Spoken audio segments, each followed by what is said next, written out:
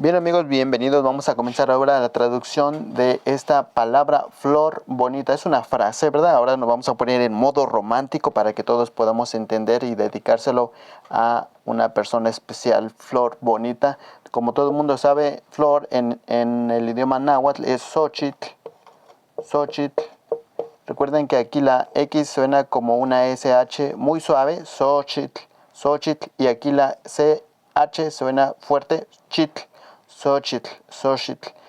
Bueno, puede haber varias pronunciaciones si son correctas todas y no podemos decir es que la mía es la mejor, no se puede. Solo los aztecas que vivieron en su tiempo tuvieron la pronunciación original. Bien, entonces Xochitl y le podemos aquí aumentar bonita, se dice Cualzi. Cualzi, Cualzi, Cualzi. Bueno, aquí le podemos quitar la T. Cualzi. Entonces, cuando dicen Xochitl Cualzi, ya está diciendo ahí flor bonita. Pero también hay otros. Por ejemplo, si lo ponemos aquí, vamos a ponerlo de otro color.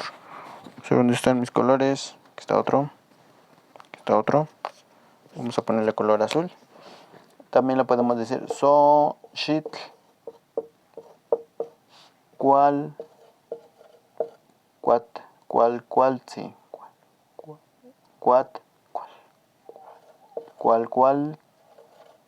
Sí.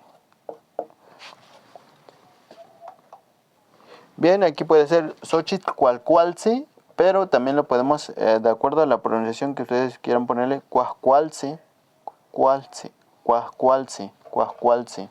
Las dos se entienden, simplemente que mi pronunciación tal vez no sea la mejor. Pero si tú lo pronuncias como así está escrito, sí se va a entender y sí lo van a entender. Xochitl Cualzi, que es lo mismo, solo que aquí como que va más con cariño o en diminutivo. En diminutivo.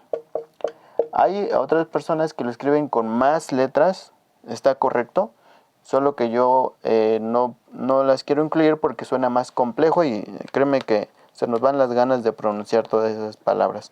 Xochitl Cualzi, flor bonita, flor hermosa, etc. Bien, espero que les haya gustado este video, nos vemos en un próximo. Adiós.